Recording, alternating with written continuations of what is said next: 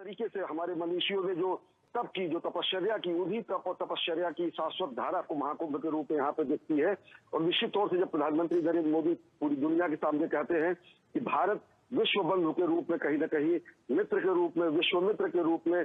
पूरी दुनिया की सहायता करने के लिए खड़ा है, उन सभी चीजों के लिए जहां पर युद्ध से, संघर्ष से, भय से आर्त जो कराहती हुई जनता है या लोग हैं, उनके जो त्राण का, उनके जो परित्राण का या फिर उनके सहायता का जो महामंत्र हमारे मनीषियों ने दिया था, वो कहीं न कहीं उद्घोषित होती है आज यही त्रिवेणी की धरती से, इस धराधाम से, इसी प्रयागराज से, जो कि ये बताता है कि किस तरीके से शाश्वत सनातन संस्कृति विश्व कल्याण की कामना करती है। और महाकुंभ इसी का प्रतीक है। महाकुंभ 12 वर्षों पर भले लगता है, लेकिन महाकुंभ जब लगता है तो पूरी दुनिया देखती है कि किस तरीके से समरसता, समन्वय, भाव, साहचर्य पूरी संस्कृति का यहाँ पर दिखता है। समूची दुनिया से लोग आते हैं, सभी मत, संप्रदाय, धर्म और हर एक पंथ के लोग यहाँ पर आते हैं, सारे अखाड़ों के लोग आते हैं, सनातन संस्कृति की जितनी धाराएं हैं वो सब आकर यहाँ पर त्रिवेणी में कहीं न कहीं समाहित होती हैं। और 45 दिनों तक जो ये कुंभ चलेगा, महाकुंभ चलेगा, तो पूरी दुनिया ये देखेगी कि किस तरीके से भारत अपनी विरासत को अपने हृदय में संजोए हुए एक विकासशील राष्ट्र के रूप में नहीं, एक जगत गुरु स्वरूप के रूप में अपने को प्रस्तुत कर रहा है। और भारत एक विश्व बंधु के रूप में खड़ा है।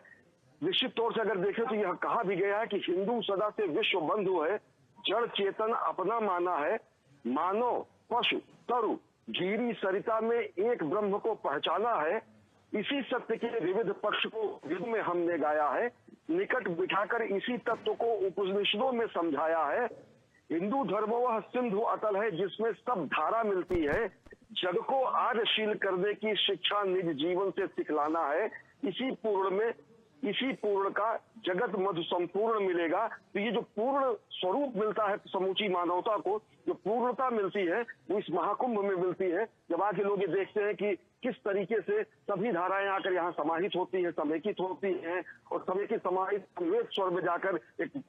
शाश्वत सनातन महासागर में जाकर समाविष्ट होती हैं। और उन्हीं संस्थाओं को, उन्हीं संस्कारों को, उन्हीं सनातन परंपराओं को, उन्हीं शाश्वत मनीषियों के चिरंतन मंथन को यहाँ पर 45 दिनों तक समेटा जाएगा। और उसी की औपचारिक शुरुआत भले ही 13 जनवरी से शुरू होगी। आज 13 दिसंबर को प्रधानमंत्री नरेंद्र मोदी पहुंचे और उन्होंने त्रिवेणी आरती की, संतों से आशीर्वाद लिया, आशीर्वचन और राष्ट्र कामना की, लोक कल्याण की कामना की। और यहाँ पर विश्व ने साक्षी देखा कि जब प्रधानमंत्री नरेंद्र मोदी पूजा कर रहे थे, किस तरीके से हमारे आचार्यों ने, हमारे मनीषियों ने धर्म की जय हो, अधर्म का नाश हो, प्राणियों में सद्भावना हो, विश्व का कल्याण हो। ये हमारे कोई भी अनुष्ठान करने के बाद जब हम ईश्वर से कामना करते हैं तो हम निज की कामना नहीं करते हैं, विश्व कल्याण की कामना करते हैं। और वही उद्घोष यहाँ पर हुआ है कि प्रधानमंत्री